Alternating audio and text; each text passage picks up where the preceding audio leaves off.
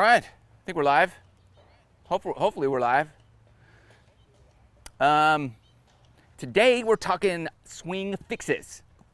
So get me your questions, any issues you're having with your swing. We're gonna work those out and get things dialed in so that we can get our game in shape. Hope you're all doing well today. And it's Open Championship week. I gotta say, this is probably, it's my favorite week in golf. Just because I love waking up super early, hanging out, drinking a cup of coffee, watching golf, and then I'm done watching golf by like 10 a.m. I got the whole rest of the day to hang out. All right, Sean, shout out to you. Hope you're doing well. Sean Weedman. All right, hope you're doing good, buddy. All right, so what I want to start off with today is a cool little drill that's weird, and it really helps. I think one of the common problems in our swings is coming over the top. But I also believe it's caused by something other than what we think it's caused by many times. Like a lot of times people think we're just lifting our hands over the top. We're just coming over the top with our hands. And although we're coming over the top, I think it's, most of the time, I think it's from some other cause. And I think it's this. I think it's, we're dipping this shoulder down and sticking our butt out, which the butt should come out, but we're kind of doing this bend move, like right here. That's the over the top. I don't think our hands are doing it. I think our hands are just connected to our body and our shoulders, and we're just kind of leaning into it a little bit with this shoulder, and our hips are like kinking inward. And the reason I think we're doing that is because it's kind of like when you're chopping wood or hammering, or you want to hit something on the ground, our natural reaction is just to swing at it like that. So that's why when we're back here, our body just naturally wants to do that. Caveman instinct, I think, causes us to go that route. I don't know. So here's a little drill. We can, there's a lot, but this is one that we can do. I call it a toe heel drill. So I'm going to take back my swing with my weight more on my toes. Okay, I'm just leaning slightly on my toes, balls of my feet to my toes. And right when I get to the top, I want to shift my weight to my heels. Just like that, and then swing. And it's really weird. You're probably not going to hit good shots like that, but it's going to get us out of that move right there. That's the nail in the coffin right there, that move. So we're going to take it back on our toes, switch to our heel, and then swing. All right, so that was a little, it's going to take a while to transfer your weight from your toes to your heels, but on your toes, shift to your heels, swing. So if you come over the top, that's one way to kind of start getting a different feeling. We just have to do something radical to change our first move, our transition move. Because once we transition from the backswing to the forward swing, everything is already done. Your entire swing is already in motion. There's not a whole lot you can do to fix it other than flip your hands around the time you hit the ball. So we've got to get that starting move. If this is your start move, that you start here, and then the motion of your body is going to carry your arms and club over the top. And so we just got to do something quickly to get things moving in the right direction. Okay, we're going to get to your questions too in a sec. So this, just take it back on your toes, shift your weight to your heels, and then swing off your heels. This is just a drill. I don't do this on the course. It's just to try to train my muscle memory to do something other than lean down into it, because that's the over the top move right here, dipping that front shoulder. So take it back, toes, shift to my heels, and go. And I'm thinning all these, which is fine. I don't care. It's just a drill to change that first move, that's one of the hard, other than the grip, this is the hardest thing to change, is that first move. My first move many times, it's kind of, I do this. I don't lean down. I go forward with my upper body, and then I flip and get stuck. I mean, so that's me. We all got things. So We just have to come up with ways to change that first move if it's causing you issues. Take it back on my heels, shift, oh, I see I did it wrong. Take it back on my toes, shift to the heels, go. So a little toe heel drill. Gonna help you from coming over the top.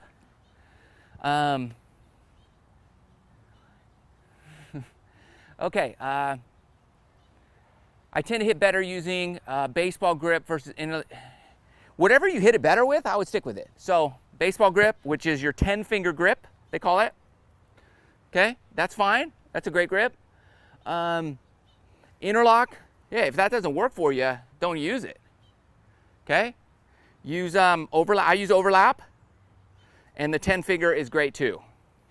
And I mean, if you're total baseball with the thumb down, yeah, I might change that. I would put the thumb on top and then 10-finger grip it. You want those thumbs kind of, I wouldn't put the thumb there, but hey, if you hit it better like that, man, my grandfather had a grip like this. He cross-handed the thing, but he had a messed up thumb. He had a messed up left thumb, so he couldn't grip properly. So he used his right hand was his top hand, and then his hand and his thumb was messed up. It was like this, because he had cut it when he was younger. So he had to hold the club like this.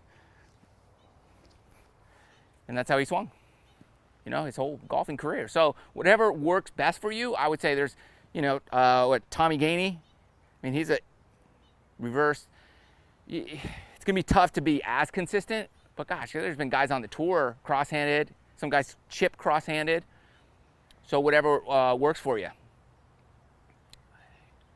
Okay, all right, Lewis. I'm glad the tips are working for you. Either top it or it flies low left and maybe 100, okay. So Lewis, it sounds like if you're topping it or you're hitting this low left shot, you're probably coming over the top. And so try that toe heel drill. I also do this guy. I'll put this in the ground, my alignment stick. I have a video coming out tomorrow doing this exact drill. So hand path drill. Okay, and this is perfect. I gotta have a 7-iron I'm hitting right now. Doesn't matter what club you use. I use it a lot for chipping. And I just put a ball here, just make sure I can just come underneath that, okay? It's great for chipping. So let me get a pitching wedge or something here. All right, here's my pitching wedge. Just gonna chip with this. I use a wedge because it's just shorter, easier to get closer to this. And this is gonna help you stay underneath the plane. Because if you're hitting low left or topping it, you're probably coming over the top. So this is a great way to fix your swing. Just make sure you can take that back and the club's not hitting it. Aim square. And work these little shots. I do it all the time because it really helps you, especially in your short game, understand that even hitting the bounce first before the ball is going to be fine, but staying under the plane, because a lot of times chipping, you'll see a lot of people chip and they come over the top just a little bit on their chipping, and it's they hit decent chips, but man, if they could just not let those hands drift forward, you know, just that little bit, their chipping is really going to be so much better. I mean, your short game will improve dramatically if you could just keep those hands from drifting out just a little bit, because you're rotating, and sometimes your hands, you want to keep those tight in your body and let these just rotate up and down. That's why golf's so difficult, because your hands rotate kind of up and down, and your body rotates round and round. Makes things a little challenging, so you got to let that you got to work that hand path.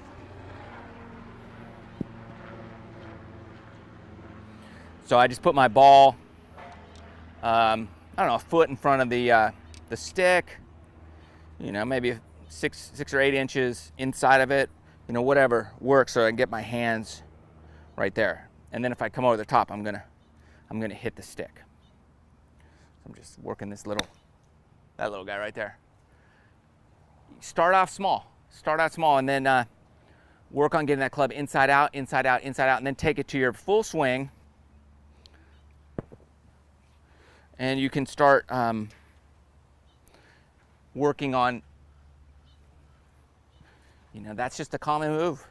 You know, dropping it to the inside it's unnatural feeling.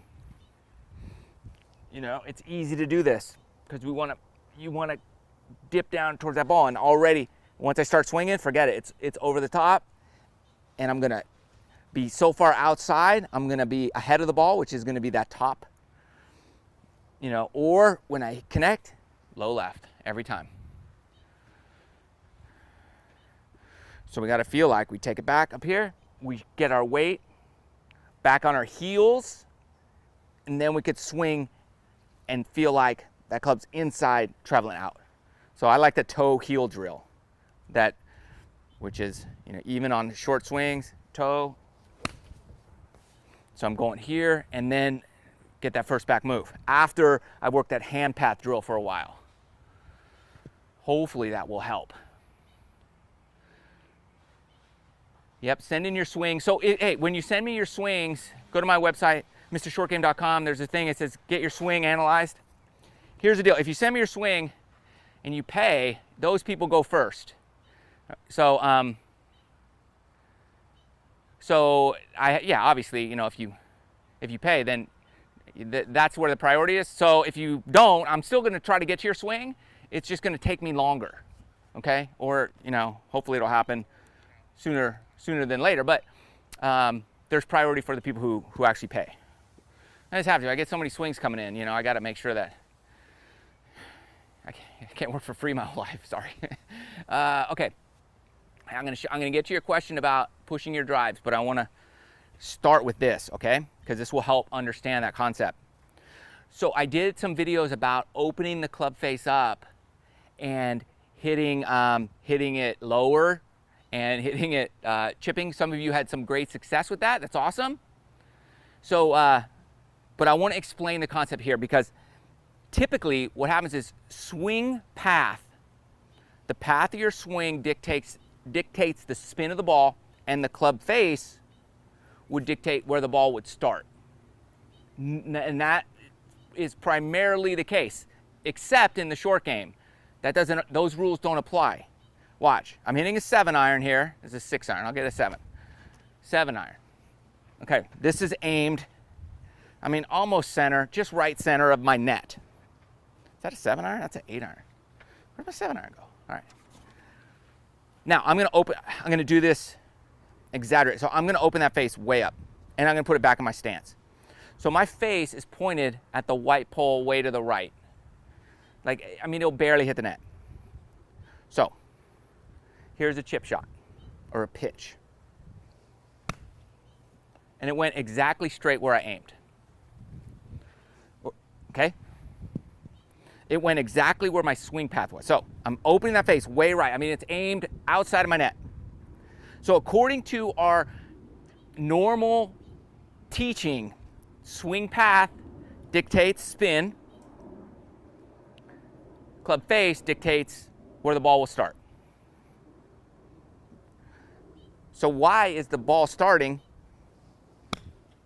right where I'm pointed here and not way over there? Why is that? If those rules apply. So it doesn't make sense. Am I shutting the face? Well, I don't think so, because if I shut the face at impact, I would look like this on my follow through. But let's take a look at my follow through and see where it goes. My club face is wide open over here. Totally wide open. So I didn't rotate the face shut to manipulate the ball flight. I left it right where it was. So, but now watch this. Now I'm going to take a fuller swing and do it, and watch what happens. Now I did everything. Now it's starting to go farther right. I can't control it now. So there's a point of speed that all of a sudden, once you reach a certain speed with your club, it changes all the rules. And then now club face dictates where the ball starts, and swing path dictates spin on the ball. But in the short game, that's why I love the short game, those rules don't necessarily apply. That's why you can open that face and still hit it there if you're swinging the club more around your body and keeping it on line and low through, and then it will start.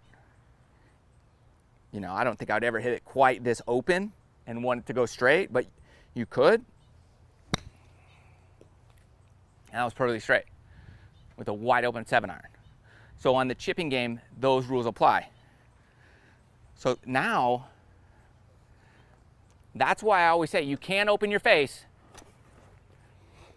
and hit chip shots where you want them to go. Okay, so then why are you pushing your drives, right? So who asked that question? I don't know who asked that question, but you were asking about, you know, why I'm always pushing my drives to the right. Let's just assume you're pushing them to the right. That's because your club face is open to the right, or you're aimed too far to the right. Or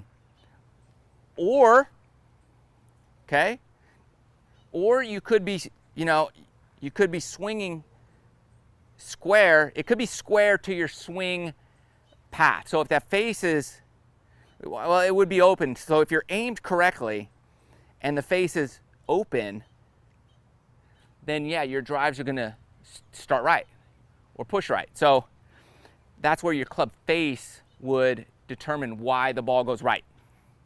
Okay, so it's a long explanation. How do we fix something we push? So there could be two reasons for that. One, you got a perfect golf swing, right? And you're just dropping it in and you're swinging inside to out and that face is perfectly square and everything's great. So a lot of the pros, they aim left and hit it like that and just play a push draw. So that might be an issue or something you could consider. Anytime I'm pushing it, what I try to do is I try to slow my swing down, okay, to allow me to get that club squared at the bottom. So that's the first thing I do is shorten my swing and slow it down. Because if I get way long up here, I could be out here and just leaving it open a little behind me. So I shorten that swing and start from there and start working the swing longer and longer. Even though I don't want too long a swing, I like a shorter swing. You just have more control, more power with that. Okay, another thing is you could be transferring your weight back and transferring it too far forward. So I would look at that. Are you coming too far forward? Because then that's gonna keep that club open. It will slice in that situation too. So if you're pushing it and slicing it, I'd look at that. But if you're just pushing it, chances are you're probably staying back on the ball and you're just taking too long of a swing, and I would shorten it up. And then see at what point is my swing so long that I'm pushing it, and then back it up from there and go that route.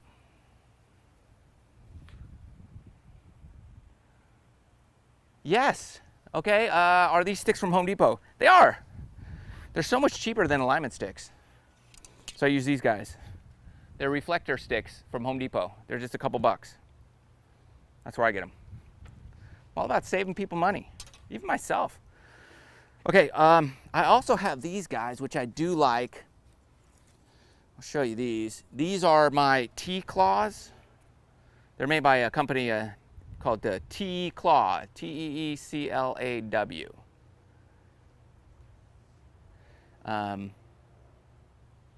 So, they're little bungee deals, and they screw into the ground or the mat. So I'm going to use these on the mat right now, and I like these because you can manipulate the shape of them, and I use it for my swing path. So I don't know if you'll be able to see them that well, but they screw in the mat, which is great. I'm gonna get them, crank them out, stretch them out here, and then this middle one, I might just throw it up there. So hopefully you can see that. Okay, so now I have 3 of them in there. Right? This one's kind of messed up. So try to get them in the same. So this would be kind of my setup for a straight swing, a straight ball flight. It would just, it's kind of inside to inside. So I'm gonna take it back, slight on the inside, and then follow through slightly on the inside. And this would be like your ideal straight ball flight. Hopefully, right? You're taking the club back on there, and you follow through, and you want to follow through over here. Just keeps everything tight and connected to your body. Okay?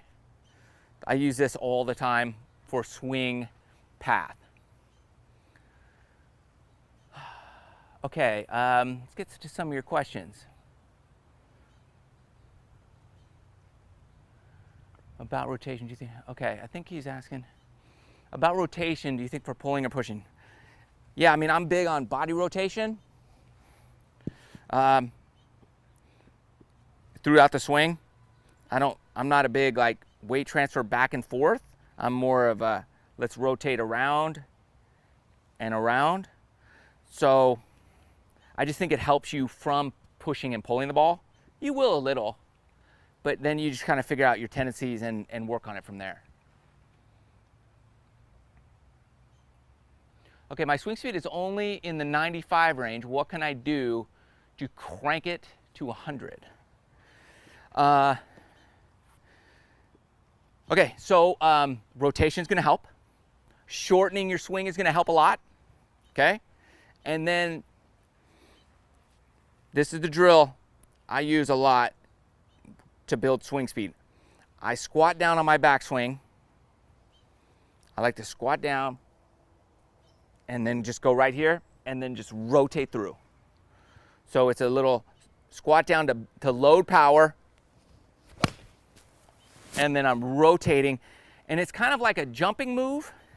You're here, but I'm not gumming up. I'm more like pushing around my body, right?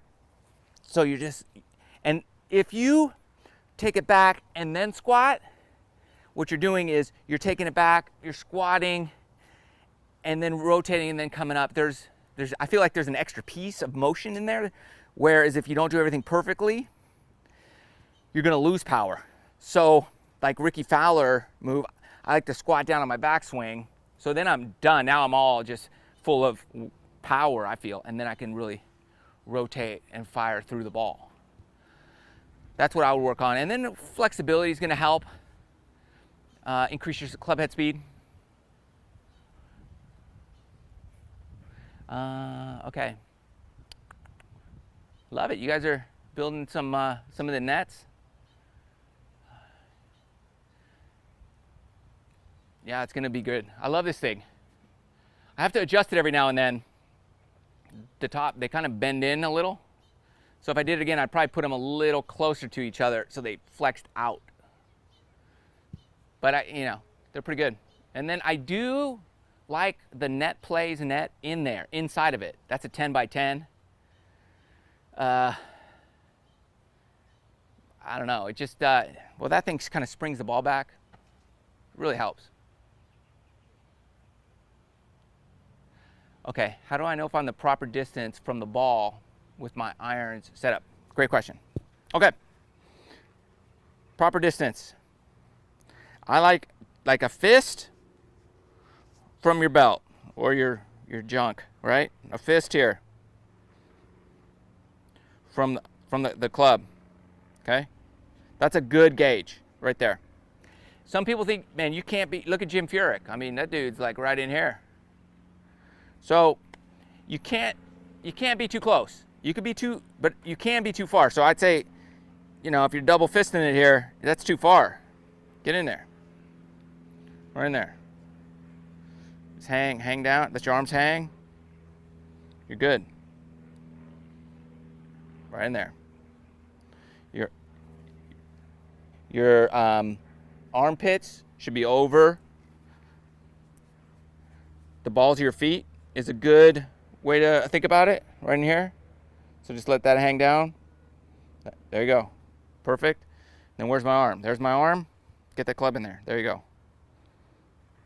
That's a good way to go. You're not going to go wrong doing it that way at all. And then you're good to go.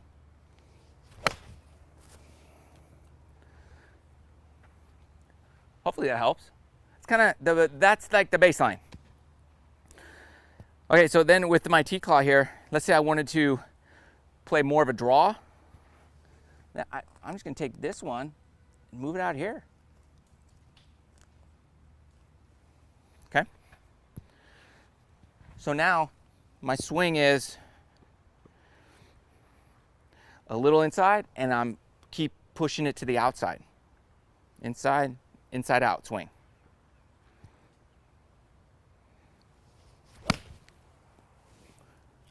That's going to help promote a nice draw. And you can tell that drew nicely because it went a little lower. But I just set up square all the time. Ball in the middle.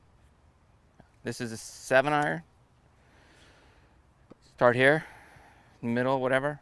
Take it back slightly inside, and then come through, follow that line to the outside.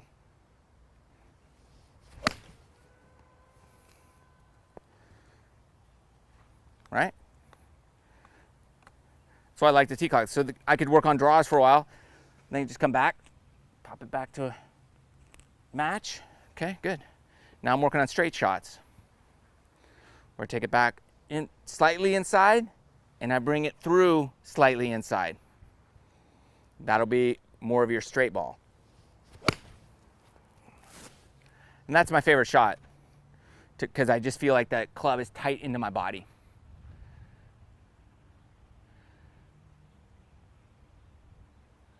What is my handicap? 1 point something right now.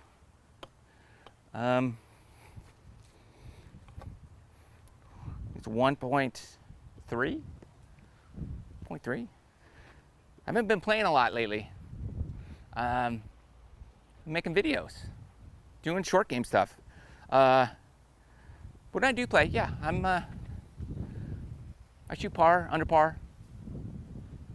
My handicap's a 1 something or other. Okay, try to hit the ball 4 inches front, like your drill showed, but it went on a really low trajectory. Struggle to hit people like, okay. Try to hit him, okay. Okay, so, I'm glad you asked. Hogan's the man. Okay, you tried to hit in 4 inches front. Okay, so I typically don't say like, try to hit in front of the ball. Maybe my video gave that impression.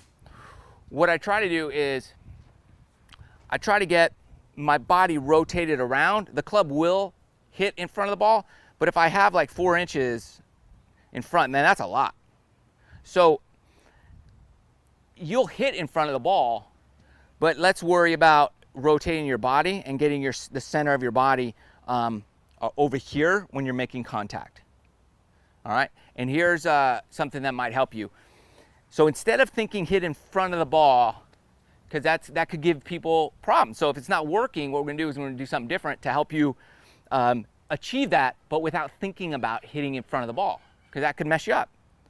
So I'm going to think about now, squat down on your backswing, because if you think about it, look, if I come down, if I start here and I squat down on my backswing, like I can't hit the ball like that. I'm going to hit way fat, okay? But if I rotate, keep that elbow in, like the handle's way up here now. And that's where I'm going to strike it. So it's rotating around, gets that handle in front of the ball, and you will hit down on it. So I'm going to squat down on my backswing. You'll probably hit a bunch fat at first, but as you learn to rotate and keep everything tight, because you have to or you will hit it fat, then you'll start striking that ball first, and then extending that arm will bottom out the club way out here. So that's why we want to rotate. We want to get lower and rotate. So I'm just, And then you could really compress that ball in here and extend, and that's where you're gonna get it. So stop thinking in front of the ball, start thinking come lower and rotate and just hit that ball and extend those arms, and it will start becoming in front of the ball. Should work. You know, it's a hard game. I'm pulling left when going from right of fairway back to center, and from center can go left off the green. Okay.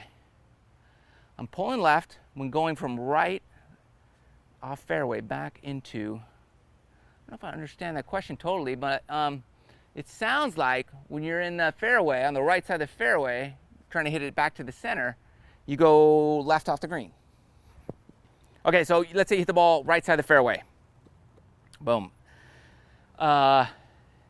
This used to happen to me all the time when I was younger, when I was learning. I remember exactly where I was. I'd be at Torrey Pines, and that course would drive me crazy all the time because so many of the holes are straight. So I would go on the right side of the tee box and aim for the left side of the fairway, or I'd go to the left side and aim right. And the course was so straight at the time, it was real difficult for me. So same thing would happen on these longer holes. I'd be in the fairway, par 5, and I'd be aiming to the left. So what I try to do, and it's hard, if you're on the right side and you want to go to the center, a lot of times I would aim way too far left. That's what I did. So I'd aim way left just because it didn't feel comfortable.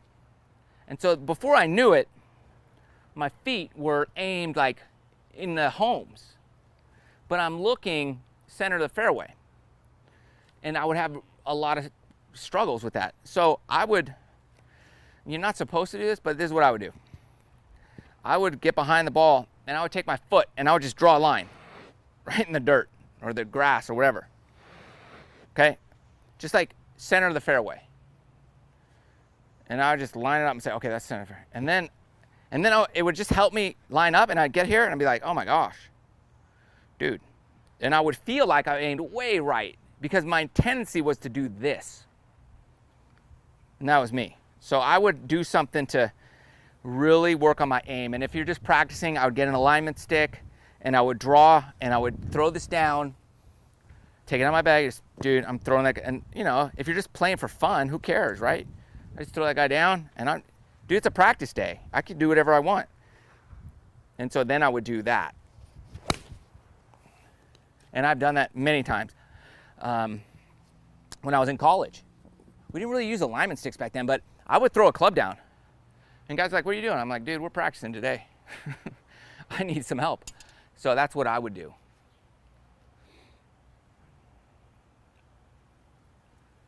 Okay. Okay, good question. Antoon van den Hoogen. How old were you when you started? And how long did it take to get your handicap under 10? So, okay, I started when I was 18 years old. And it took me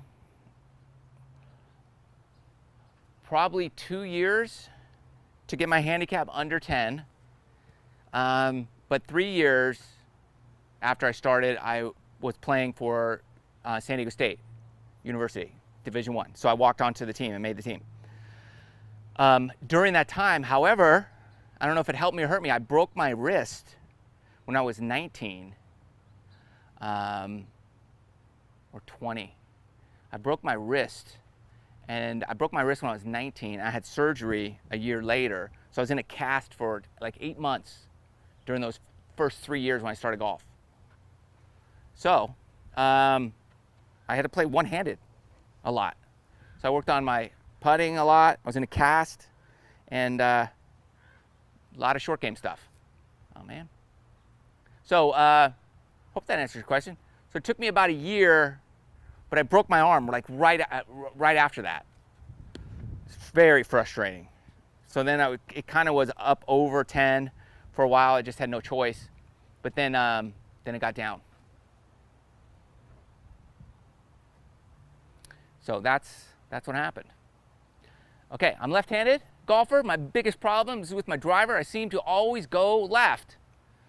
Like far left. I'm pretty good with my irons, but not sure what I'm doing wrong with the driver. Okay, so that's the same. You're just pushing it. You're leaving that face wide open. My son does that. He's a lefty. And it took me a while to figure out what he was doing. But he was hitting down on his driver. And he couldn't, and so, you know, long story short, we just had to get him to hit up on it. So all I really have to tell him is, dude, hit up on it, hit up, try to hit it up. And that really corrects him when he's missing it way left, because he's coming down on it and it just, I mean, it's way out there.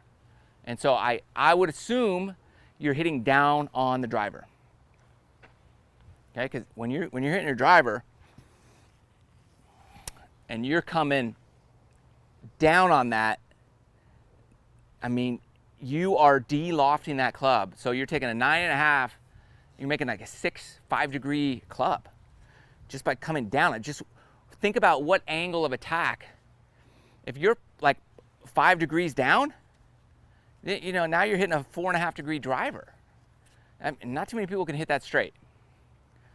So make sure you set up good. Tilt, get a little tilt here. Drop that back shoulder back. That's going to help you swing up on that club. Because the more you swing up on it, you want to be coming up 3 degrees or something, 3 or 4 degrees.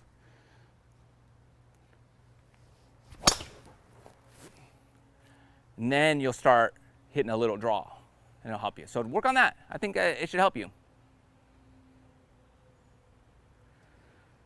Yeah, because your irons are good. You can hit down on your driver, or your irons. Because de-lofting your iron is not a big deal. It has so much loft. So if you, as you hit down on it, your hands are coming down. You de-loft a, you know, 40 degree 9 iron. It's not going to be such a big deal. It's going to be good. Okay. Okay, I have a beautiful baby draw with my driver. Awesome. And my irons are all over, hook, slice, Y. Okay, there could be a number of things.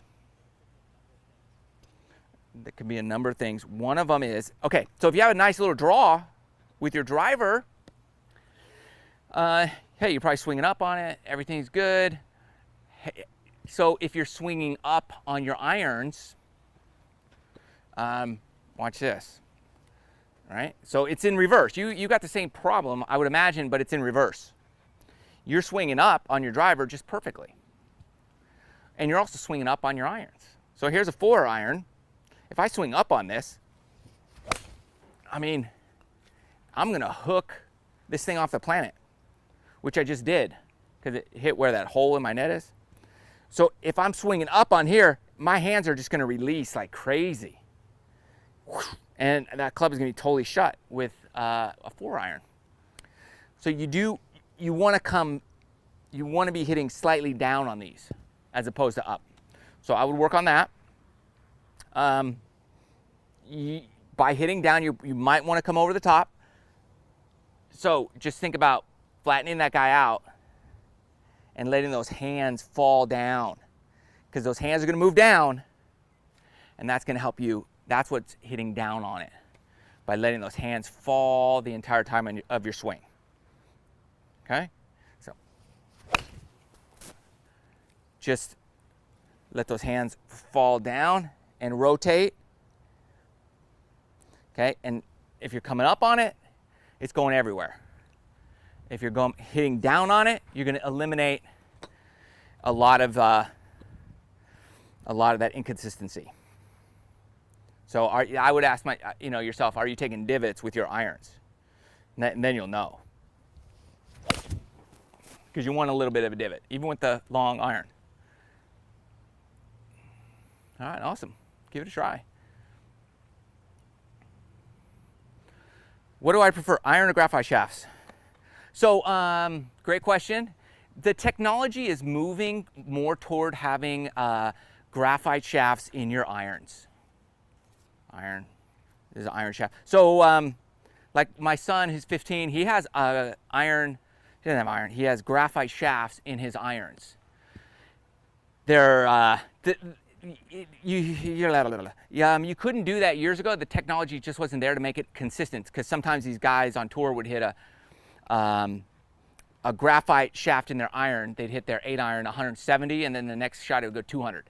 It was just inconsistent. It was the same exact swing. It would just, the kick point and the release point would change with the graphite. So they couldn't do it. They went back to the iron shafts. Now the technology is so much better that they've worked that out and they fixed it. So pretty soon everybody on tour will probably have graphite shafts throughout the bag, because you're just going to get so much more distance and consistency out of it, and it's lighter, so you can swing faster. So you're going to get faster swing speed, stiffer shafts. I mean, everything's better. So I would imagine that's the way it's going to go in the future. Okay, why do you always talk about being shallow, but the best golfers in the world are steep? Bubba Watson's steep. Yes, he is. He's very steep. Dustin Johnson is very shallow, #1 player in the world.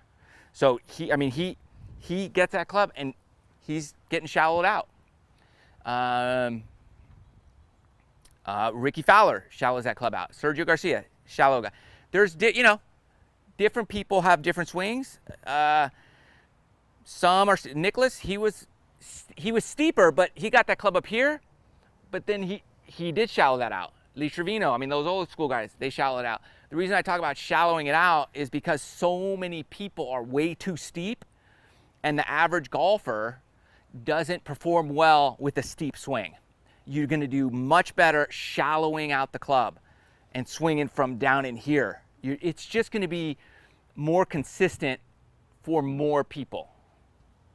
It's kind of a baseline. And I found that when I do get steep, I snap hook it, I miss it way right. There's days where I play really well, but when I shallow the club out better, my consistency is, and my ball striking is there a lot better. And a lot of people find that way. And DJ, look at that guy, he's up here, and then he's like here, and he's shallowing that club out. John Rahm, he's up here, he's shallowing that club out. So that's why I do it. To make the mat, I bought the mat. Where'd I get it? This guy was, a guy had an indoor studio and he went out of business. So I bought all his stuff. I bought those nets from him years and years ago, and I bought this mat from him. You can get these on Amazon. They're all over the place. Okay, if you could only have 3 clubs for the rest of your life, which would you choose? That's okay. I don't know. Driver. Well, I'm Mr. Short Game, so I'd go driver, 54-degree wedge. I can putt with my driver, so I don't need that. And then, I don't know, we'll do a 7-iron. So I have something else. Okay, self-taught for 30 years, early release, and short irons. Also chicken wings, still got a 7 handicap, good. But irons are too short, driver is fine. Okay, I'm guessing you're hitting. I don't mind the chicken wing, that's fine. Don't worry about the chicken wing. Honestly, I think there's a lot of benefit to that. Unless you're coming over the top and that's your chicken wing. But you look at Michelle Weiss, she's like holding that up because she just doesn't want to release, So I would say if you're coming over the top, chicken wing, that's no good. But if you're inside and you're there, like the Arnie Palmer, then I think that's fine. So I don't mind the chicken wing. I forgot the rest of your question. Okay, still got a 7. Early release. Okay, so like I said, I'm all about doing drills that force me to change. I just saw my swing with the chicken wing there. I really like it. I might start doing that. So, there's like a little bit of a delay on my computer screen. So, here's what I do to force myself not to early release. Okay? Yeah. And I'm on, like, this is how I've taught myself a lot. Like, okay, it's either I'm either gonna break something or it's gonna work. Like that's me. Like the club's gonna break or I'm gonna achieve my goal. So if I squat down on my backswing and I get 3, 4, 6 inches lower, and I rotate and I early release, I'm hitting a foot behind the ball. Okay, so I have to hang on for dear life and rotate through here and then release out here. I have to. There's no getting around it. If I stay up tall, I can release early. It's not, I still hit the ball, no big deal. So I like squatting down, rotate, and man, I gotta hold this like with everything I got. So try that. That worked for me. And you'll know, you'll hit horrible shots like that, guaranteed. Yeah, like I hit that fat, I hit way behind the ball. But, so what did it tell me? I didn't hold, I didn't rotate enough, and I didn't hold my angles long enough. I didn't keep this elbow in. And I released a little bit too early. So I'll do it again, and I'll keep doing it till I get it. That was closer. And I'll keep doing it, and I'll keep doing it until I feel it. Now me, I like to squat down on my backswing anyways. I don't typically go that far. So that's what I'm doing, is I'm exaggerating my squat down, like probably triple what I normally would do. Until I hear that. That's the noise I want to hear right there. That crisp click, it's a different sound than you normally hit or hear. And then I'll do my normal squat and have the same feeling of hold that I just felt. And then that's what I like right there. So that felt really good. And that'll help force you to not release early. Okay. Matt, oh, here we go. Who is my prediction for the Open? Okay, I'm going to tell you in a minute. I had a question for you guys. I forgot what it was. Oh, I was curious. Those of you guys who watch it, what other golf YouTube channels do you guys like? I'm just curious. There's some, you know, so I was curious what you guys watch. Which other guys or girls out there that you guys watch? That's my question to all you who are watching right now. And I'll talk about my prediction for the Open. So tell me what other channels you guys like to watch, and tell me your predictions for, not the US Open, the Open. And I like, you know, I gotta say, Brooks Koepka looks really good, and he's done well at the British. But man, can he win back to back? Can he do it? Can he do it? I don't know. I don't think he will. I don't think Brooks Koepka will do it. I don't think Brooks Koepka will do it, although I think he's got a good chance. I just think mentally there's only a few people who can win back-to-back. But man, he did win 2 US Opens back-to-back, didn't he? So maybe he can do it. He's an animal right now, in a good way. But I really like Ricky Fowler. I'm rooting for Ricky Fowler. He's my pick. I think he played well last week. He was there. He did the Ricky Fowler Sunday, which I don't like, but I think he got it out of his system, and that he's back. Like he got out of his system. He's ready to go. He's ready to just knock this thing out of the park.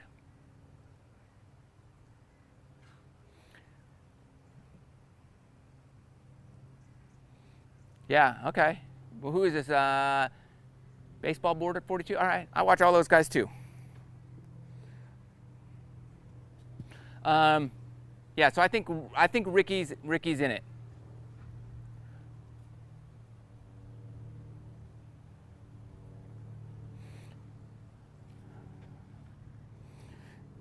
But like I said, you know, if he has a lead on Saturday, I'm a little nervous. I want him like right there.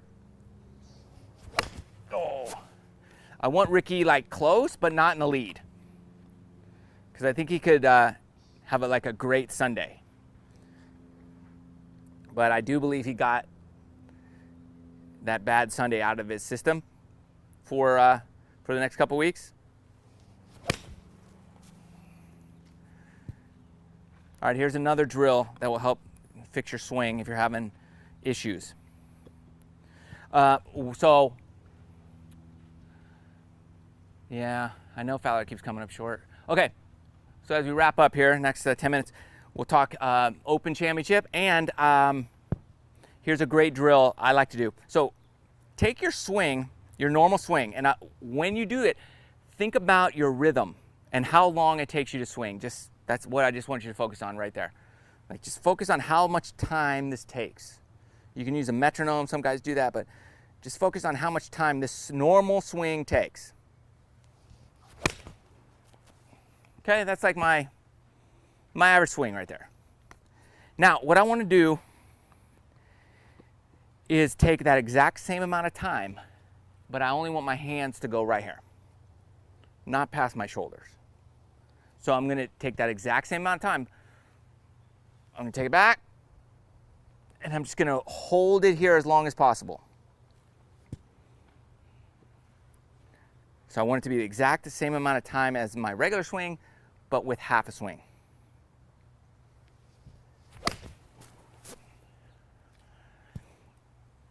And so what will happen is you'll probably miss right at first. So if you're missing left a lot, this is a great way to go. This is a great fix for that. So half the arm swing, same amount of time as a full swing. And always finish in your full finish. All right, then do that like 100 times. Then you're going to take the same half swing, but now double time it. Make it twice as long.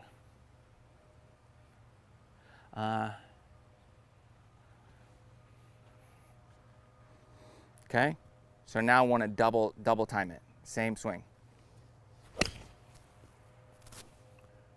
And I'm really talking the backswing. I want the full swing to, or the forward swing to be all out. So go back to your regular swing just to get a gauge for what's my normal swing speed or my swing time. You just count 1, 2, and so you know, like, okay, that's the rhythm. It's just like counting. I want that same rhythm, half swing.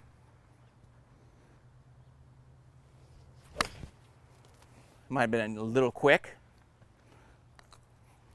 And then again, I want half swing twice that. Twice. So 1, 2, 3, 4 would be.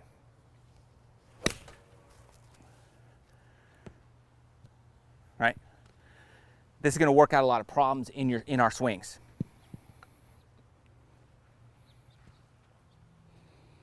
How did that solid one? I don't know. Can you hear it? I'll try to do that squat down solid shot if you can hear that. Let me know if you heard that better. That was definitely more compressed, more solid. More solid hit. Because my hands were way in front and I'm compressing that ball a lot longer. So see if we can hear that again. Here's the difference. Super compressed, hopefully.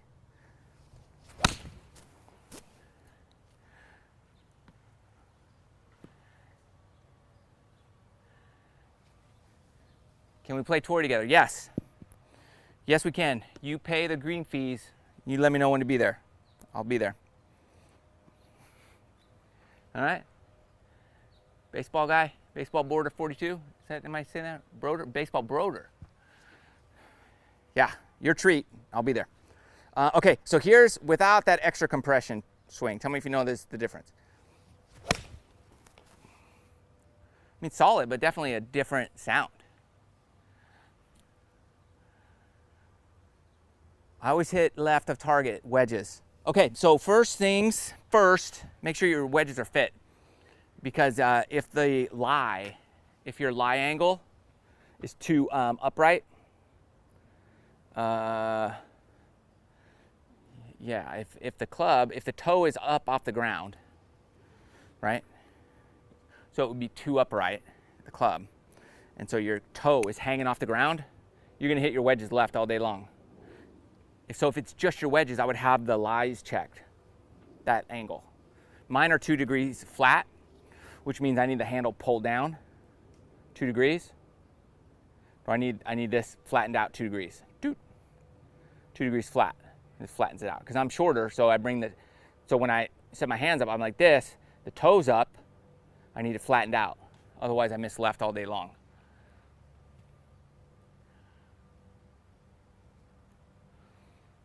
Okay, another question on this. Okay, a lot of this, happy to help. Okay, how do you know if you're not too far from the ball at address? Okay, I would say get as close as you can. Get as close as you can to that ball. Okay, start with club flat on the ground. So the face is flat on the ground. We'll go another way, boom, okay? Just let that rest on your body right there, okay? So it's not toe down, it's not, toe down, it's not toe up. It's perfectly on the ground. Just walk in, okay? Boom. Right there. Okay? Take your stance. Okay. Now, keep that. How far do you, now I want you to, here's another way to do it. Take a half a foot step back, right there, okay? Boom. And then take your stance. There you go. You're done. So, club on the ground. Perfect. Everything's set up perfectly, right? It's right in the middle of my zipper. I'm going to take my grip. I'm looking at my feet. Okay, I'm going half my foot length right there. Just to the center of my foot. Both feet together. Okay, now take my stance. And there you go. You have a perfect setup for the most part. You can't be too close, but that will get you not too far away. That way you know you're not too far. Yeah, Golfholics makes some awesome videos. Those guys are cool. I've been, we've been kind of playing phone tag. We're going to try to hook up and do a video together. So our schedules just haven't worked out. So let those guys know. We're going to do some stuff. They do their whole thing is they just play, which is awesome. So I want to get out and play with those guys. I think they're they do some good videos as well. All right. So hopefully we can knock that out soon. We're trying to just coordinate schedules. Okay, there. That's a good distance from the ball.